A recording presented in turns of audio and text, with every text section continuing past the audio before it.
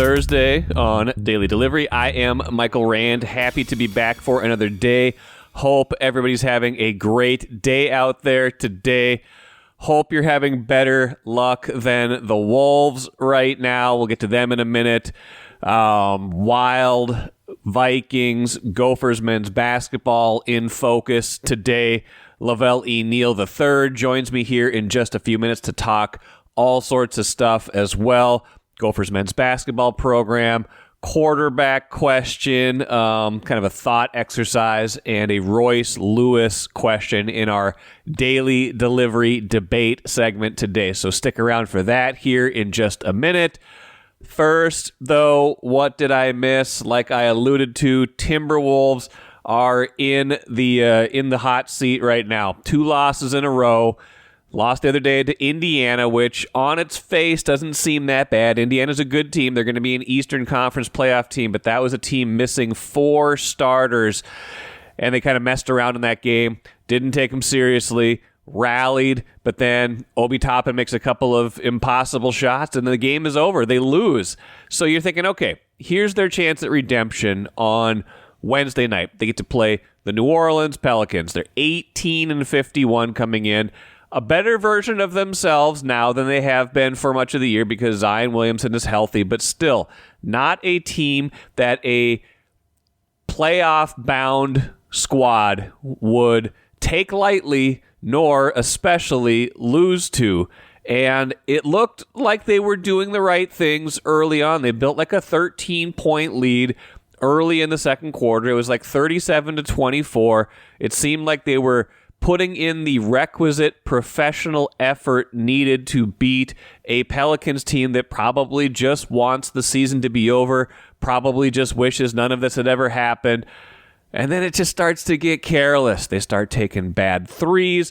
New Orleans goes on like an 11-0 run. Next thing you know, it's tied at 43. They let them back in the game. What they don't have is that gear, whatever it is. It's a gear. It's a certain know-how. It's an understanding of how to break momentum, how to break another team's momentum. Instead, they're chasing points, taking threes, just like getting desperate when they don't have to be desperate. When you're the better team, you don't have to be desperate. You feed into another team's energy when you start getting desperate with your shots. And that's what they did in the second quarter. It carried over to the third quarter. 9 turnovers by the Timberwolves in the third quarter. A bunch of them by Julius Randle, who had a bad game. He had 6 turnovers in the game. His other numbers were okay. I think he had like 17 points, 10 rebounds, something like that. But this was not his best effort, and he's been terrific lately.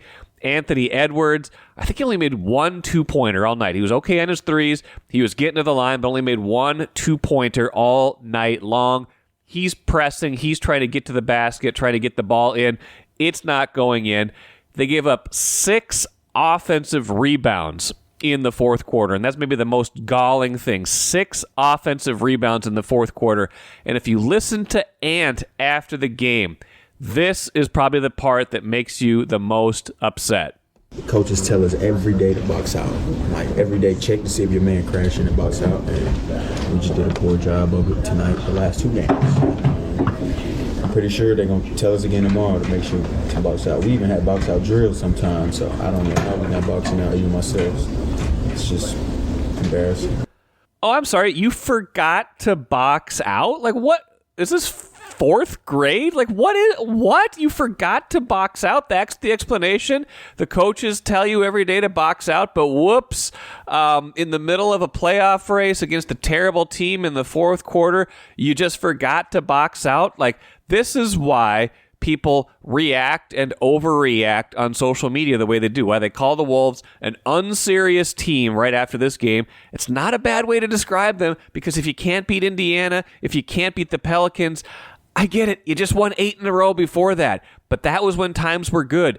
Julius Randle now saying the energy is off. They got to get it back. Chris Finch saying it feels like a million miles ago that they were playing that well, even though it's just a few days ago. Like, what is this switch that's just flipped on and off between good and bad basketball? That's maturity. That's a maturity they're lacking right now. If you want to call them an unserious team, I think that's fair, but lamenting the fact that you forgot to box out in game 71 of an 82-game season and a team full of veteran players. I just don't like that. I don't get that. I don't like it. They've got to get this back on the right track soon. You can't afford lapses like this. This one might cost them. This one in the Pacers game honestly might cost them the difference between being the 6 and the 7 seed, being in the playoffs or in the play-in, having to fight, having to be a lower seed, things like that. This could be the difference. That lapse in concentration, that is the next level for them. They're not there yet. I don't know if they're ever going to get there if they're saying in game 71 of a season that they forgot to box out, but they will have more opportunities down the stretch to get this thing right.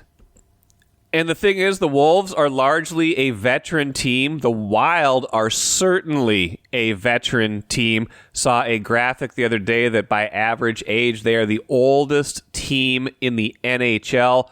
They play like it sometimes, and that's a compliment in this case.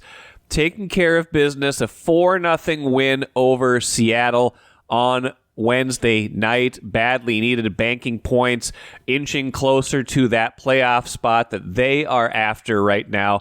It's been a struggle the last month, 2 months since Kirill Kaprizov has been out. It's been a struggle certainly without Joel Eriksson-Ek. They get 3 bang, bang, bang goals early in this game. Like the first 5-6 minutes, they're up 3-0. They know what to do with a 3-0 lead at home against an inferior opponent like Seattle. Lock it down, play the rest of the game a little bit boring, but you don't want to give the other team any oxygen to get back in the game. Gustafsson is terrific in net. They play well behind him defensively, or in front of him defensively. Be weird if they were behind the goalie defensively. That would not be a good alignment. Play good for him in front of him. They lock down a 4-0 win. Again, you get 3 goals like that. You know you need, at this time of the year, style points don't matter. 2 points. Those are the things that matter. They get it done in this game. A veteran team that knows how to do these things, that knows how to win even when it doesn't always look pretty. So that's the formula. They know what the formula is. They know how they need to win this season. And they did it again on Wednesday night. They're getting closer to a playoff spot. The Wolves getting further away from a playoff spot because they don't know that difference. So good win for the Wild, bad loss for the Wolves. One final point before we get to Velle E. Neal III. Frank Mitchell Jr. entering the transfer portal. Gophers big man. We learned that on Wednesday as well. He was ascending as the final stretch of the season came along, averaged close to a double-double in the last 5-6 games of the season. Not necessarily surprising, given that there's a coaching change, given that he came in as a transfer anyway. But certainly a loss for the Gophers, who can use all the players they can get. He does have eligibility left, so I'm sure they would have liked to keep him. Again, once someone goes in the portal, it doesn't mean they're necessarily gone for sure, but they're keeping their options open. Going to watch to see what happens with Isaac Asima, the excellent first-year player from Cherry, Minnesota. Sounds like he's going to wait to see who they hire and talk to that coach before he makes his decision. Niko Medved, the front runner. We've been talking about that for a few days now. Sounds like he could get interest from West Virginia also now, though. So maybe that's driving up the price, or maybe another suitor in there. His wife has ties to West Virginia. There was some interest in hiring him last cycle, so watch for that. West Virginia has an opening now, too. The Gophers aren't the only ones. The longer this goes, and it has to go at least until tomorrow, because that's when Colorado State, Niko Medved's current team, plays in the NCAA tournament. The longer that goes, the more something else can happen, the more there can be twists and turns along the way. So keep an eye on that. Keep an eye on the Gophers roster. Keep an eye on this coaching search. Nothing is final until it is final. Open a smart checking account at Royal Credit Union to get no monthly fees, no minimum balance, and a $250 bonus. See details at rcu.org/checking bonus. No minimum balance required to obtain bonus. Offer ends 5/31/25. Insured by NCUA. It is daily delivery debate time. Michael Rand here. Velle E. Neal III, Star Tribune columnist, joins me for this segment. Got some juicy topics for you, Velle. How are you doing today first? All is well. Disappointed to come back and see we're still in 40-degree weather. I could have sworn it was 75 degrees here a few days ago. I was looking forward to it. It was. You missed it. It was glorious, and you missed it. I'm sorry, but we'll get back there soon enough. Okay, you just got back from Florida, so maybe we'll start with my Twins talker of the day. Royce Lewis got hurt again. Maybe it doesn't seem as serious as last year's injury that put him on the injured list, right at the start of the season. Hopefully he'll be back in not too long. All that said, these injuries are piling up, Lavelle. He didn't have a great finish to last year. That's an understatement. Is 2025 kind of a make or break season for Royce Lewis? It feels crazy to say after where we were 18 months ago, but it kind of feels like we might be there. Well, the soft tissue injuries are definitely a concern with him. It should not be happening. I'd be more optimistic if he was getting injured because of blunt force injuries, like getting hit with a pitch or jamming a knee while sliding to a base or colliding with a wall, like what Byron Buxton went through his first few years as a pro. That would raise my comfort level. But so that is concerning that Royce is dealing with stuff like this. And, I watched him in spring training, and he was really easing his way down the line a lot of times, a lot of ground balls. If he didn't think he had a chance to beat it out, he was, kind of cruising through the bag. And I was there the day he pulled his hamstring, and he came busting out of the box because he knew it was going to be a close play. And then, of course, when he's finally kicks it in overdrive, that's when he pops the hammy. So not just a slight, it's a moderate strain. So we're not going to see him for at least a month, I would imagine. So that's a disappointment. But one thing is he's still just 25 years old in a sport where you still peak at about 27, maybe 26 if you have enough experience. And Royce has only played 2 years. He's got 2 years. He's played in the 2023 to 2024 seasons. It's not like he's been through trial and error for 4 or 5 years as a hot prospect. So I'm not ready to say it's a make or break year. I think if he stays healthy, he's going to put up numbers. Fortunately, he's going to have a 5-month season, it looks like, because he'll probably won't be activated until like the first week of May. But I think it's a little too soon to say that this is make or break for Royce. He's not even close to like someone like Jose Miranda, who's got 1,000 plate appearances now. So you kind of figure out what you are once you get to 1,000, 1,500 career plate appearances. And Royce is not even close to that. I don't think he's out over 600 plate appearances in 2 years. So I think the jury's still out for old Royce there. I'd be less concerned. Like you said, I think you made a good point about the soft tissue injury. I was going to mention that. Like a lot of these things that he's gone through in the last couple of years have been soft tissue injury. Obviously, he had like the ACL. That's just that can be kind of a freak thing. Like he crashes into a wall, or if it was a few years ago. But lately it's been the strains and things like that you're like, okay, like at most it's going to be a 5-month season for him. But last year he came back, then he got hurt again.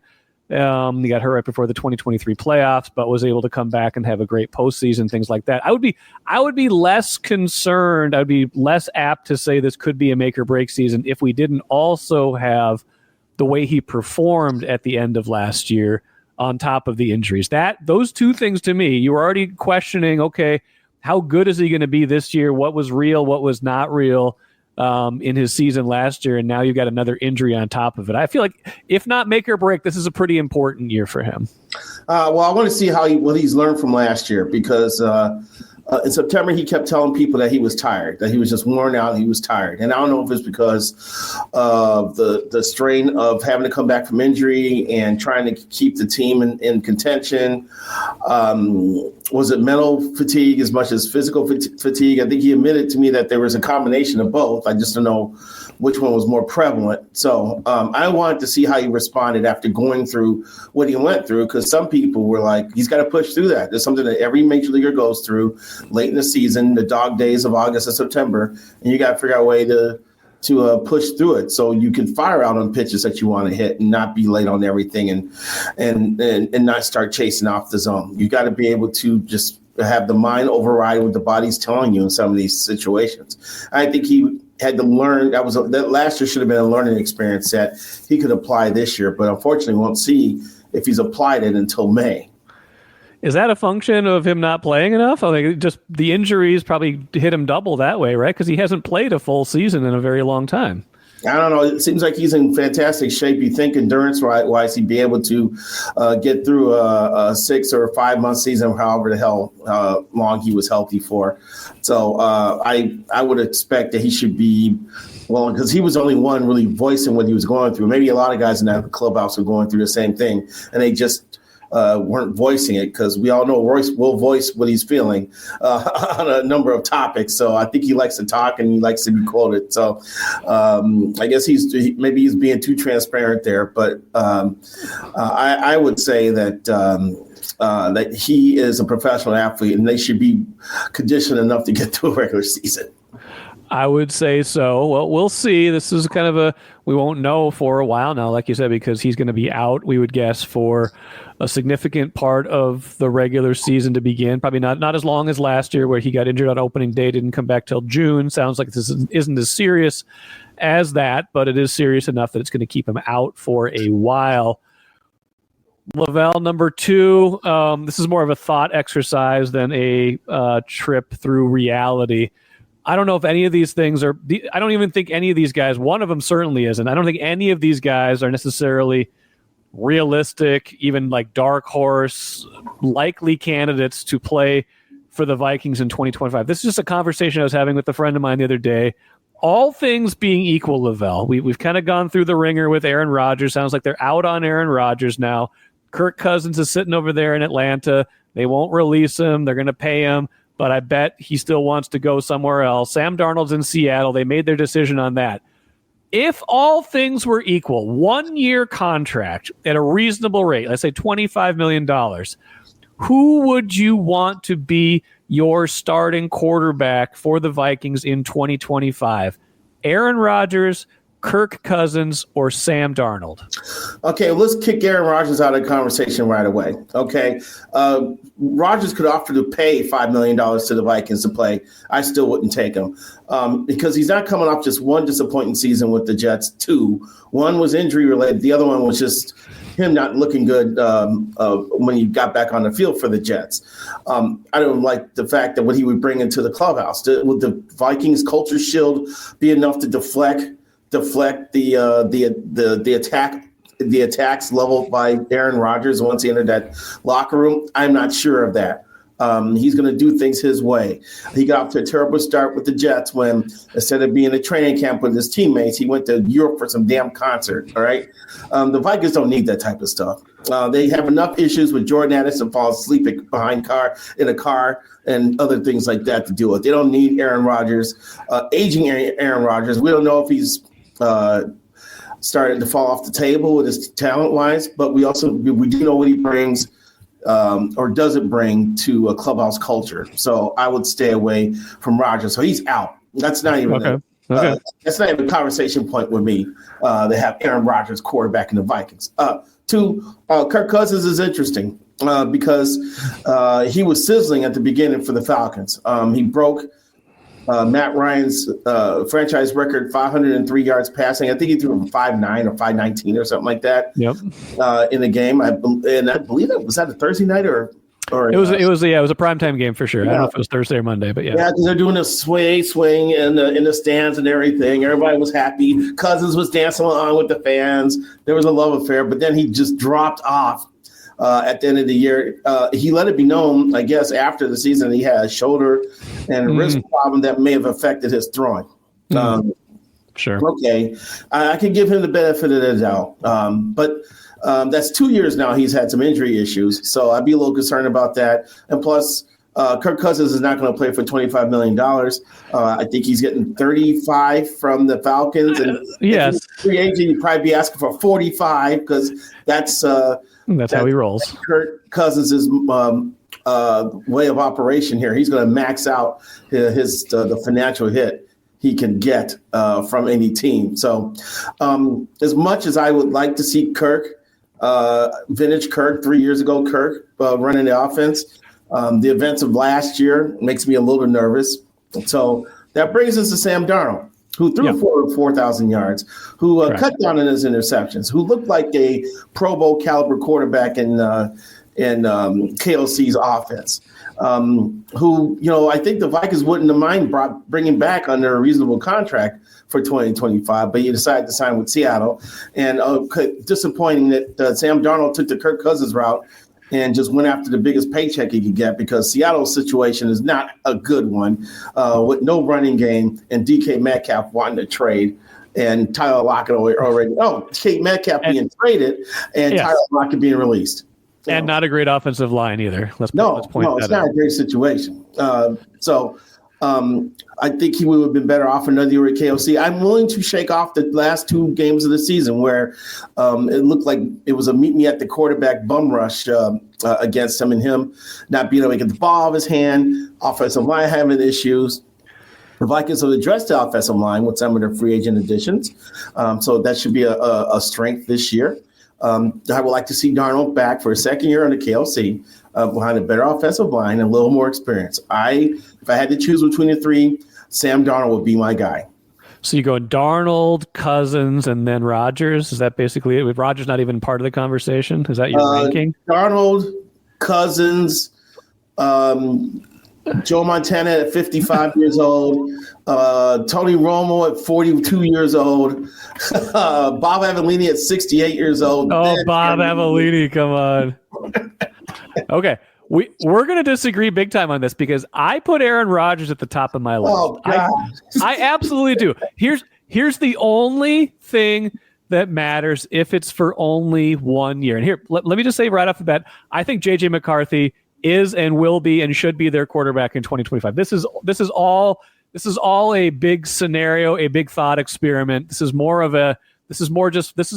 fun thought exercise. This is not what's going to happen. This is not what I think is going to happen. This is between these 3 guys, who gives you the best chance, if all goes well, to be in the Super Bowl. I still think that's Aaron Rodgers. Maybe I'm delusional. Maybe it's been too long since he's been great. But this guy's won 4 MVPs. 2 of them came in 2020 and 2021. It wasn't that long ago that he was playing as the great quarterback that he is. So I would take all that baggage as long as it was just for 1 year. I would say Aaron Rodgers 1, Sam Darnold 2, large blank space, and then Kirk Cousins 3. I don't want Kirk Cousins anywhere near this franchise anymore.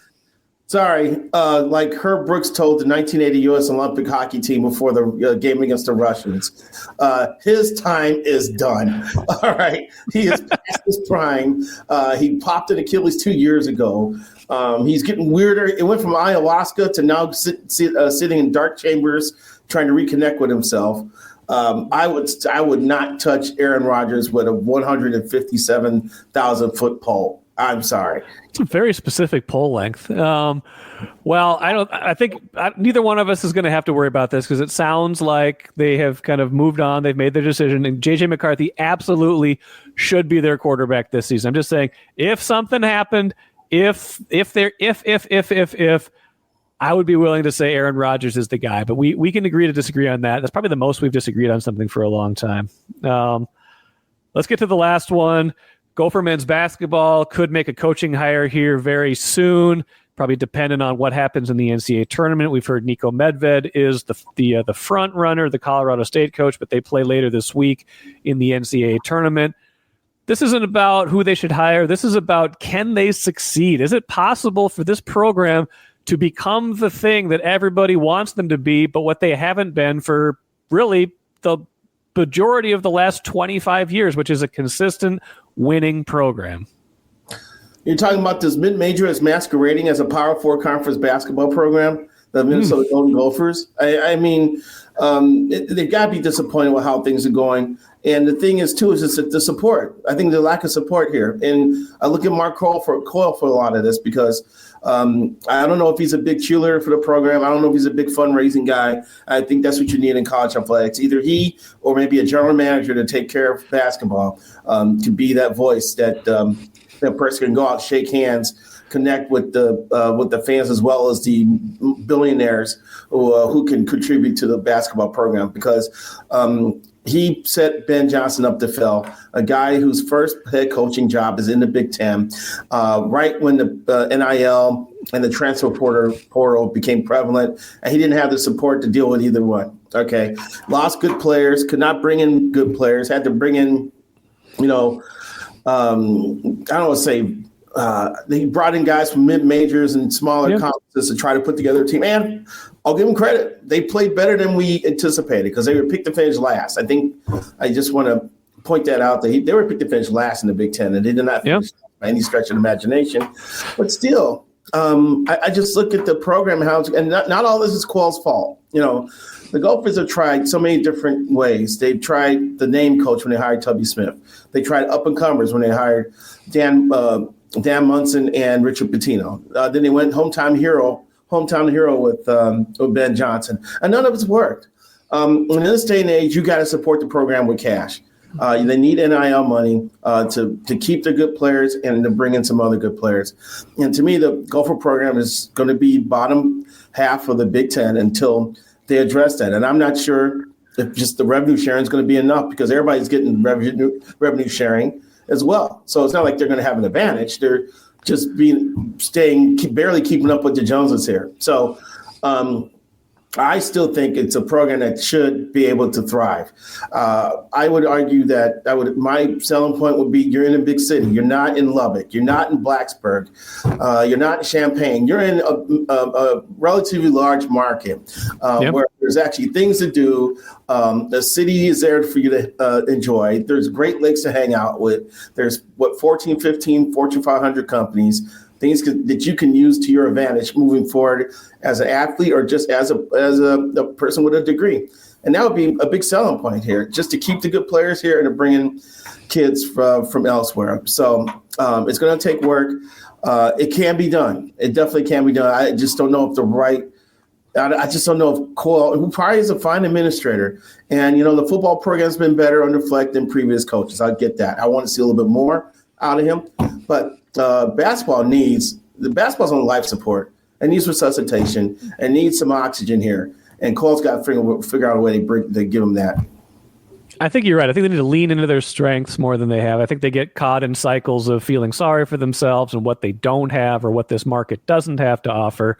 I think revenue sharing is a big deal because I think it raises everybody's floor, but if the infusion of cash for them is equal to everybody else, whereas NIL money for them has been a lot less than a lot of other programs, I think at least that gives them a better chance to compete, especially with all the money that's going to be coming in, $20.5 million as soon as this is signed off on. Sounds like they want to make a significant portion of that, or at least a healthy portion of that, part of the men's basketball budget.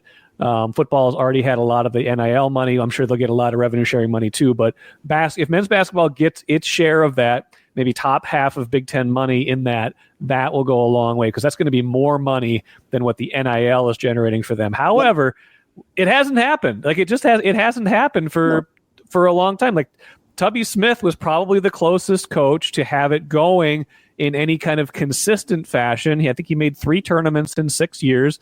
But it was never like elite. It was always like kind of fringe. Yeah, they won a tournament game his last year before they fired him, but it was never like this massive enthusiasm for the program or like, hey, why can't we be Wisconsin? They never became Wisconsin. So the evidence suggests that it's more of a challenge than people might want to admit at the very least. Not impossible, but certainly more than just, hey, why can't we do it? Well, the evidence says you can't. I also want the women's program to get some cash, too, because I don't know if you saw in the Athletic last week, they had a ranking of if each state could keep their best high school players, who would be the best states. And Minnesota ranked second. Then we need to figure out a way to keep those players in the state as well, because that says that Minnesota could be a power in women's basketball if they just hold on to a couple more players every year. Yeah, I think that's a good point. And I think your point about a face of the program that's not Mark Coyle is a very good idea. Like this whoever this new coach is, whether it's Nico Medved, somebody else, sounds like Medved is, of course, the front runner. That'll, of course, be a face of the men's basketball program. But they could absolutely use a general manager type who is more of an enthusiastic, rah-rah, get in front of boosters kind of person, because that's not what Coyle is. Coyle is methodical. He's got contacts. He's connected. He's good at the behind the scenes stuff. He's not great at the front and center stuff. And I think we've proven that over the years. Yeah, I don't know if that should be Quincy Lewis. I don't know if that should be Sam Jacobson. I don't know if it should be Chris Humphreys. I don't know if it should be your favorite, Gopher basketball player from the last 20 years. Whoever you thought had the most charisma. I don't know, use him. I don't know if it's one of those types, but they may need that type of infusion in the program. Yeah, we might have to see that. Well, maybe they'll use whatever money is left over after they're done paying buyouts, new coach, revenue sharing money. The money is going to get tight, Lavelle. Where's the money, Gophers? I don't know where it is. That's another question for another day. And people want a new stadium. Yeah, they want to tear down Williams Arena. Good luck with that. That's more of a 5 to 10 year plan, I think, than a tomorrow plan. But we'll see. It's going to be 100 years old soon. Lavelle, great stuff today. Appreciate it. We'll talk to you again next week. All right. Thanks for having me. Great stuff from Lavelle. As always, appreciate him joining me pretty much every week. Let us finish with the cooler. We were talking about quarterback play, talking about the Vikings. Ben Gessling has a really good piece today kind of summarizing the Aaron Rodgers situation and how all signs now pointing to J.J. McCarthy being handed the keys as the number one quarterback. Good perspectives there. Nothing surprising. A lot of stuff I talked about over the last week or so, but Ben puts a sharp analytical lens on it along with reporting, so check that out. Whoever is throwing the ball for the Vikings in 2025, and it most likely will be J.J. McCarthy, will have one more target. Rondale Moore, wide receiver. Best season probably in big-time competitive football was his freshman year at Purdue. That was a long time ago, 2018. That was probably what got him to be a second-round pick of the Cardinals in the draft in 2021. That's what got him to where he is right now. He's had good pro seasons, but nothing like a breakout season. But he signs with the Vikings, gives them kind of that intermediate short target screen game. He's shifty. If he's healthy, and he was not last year, he got hurt in a joint practice with the Falcons, didn't play all season. If he's healthy and as good as he can be, he could be a very effective player for the Vikings. You could see him fitting in very well with this offense. They have not had a player like that who does exactly those Rondale Moore things in quite some time. That'll be a fun addition if indeed he's healthy, if indeed he is the impact player that he can be at different times in his career. Again, good years in Arizona, usually had like 40 or so catches, screen game, punt returns, things like that. A guy who could be a good complementary player. I like the pickup, but we'll see if he's healthy and how productive Rondale Moore can be. That will do it for me here today. Great show coming up on Friday. Eric Ramsey, Minnesota United manager, will join me on the show. Lots of great perspectives from him, so listen for that. Until then, I am Michael Rand. Have a great rest of your Thursday. Back at it again tomorrow.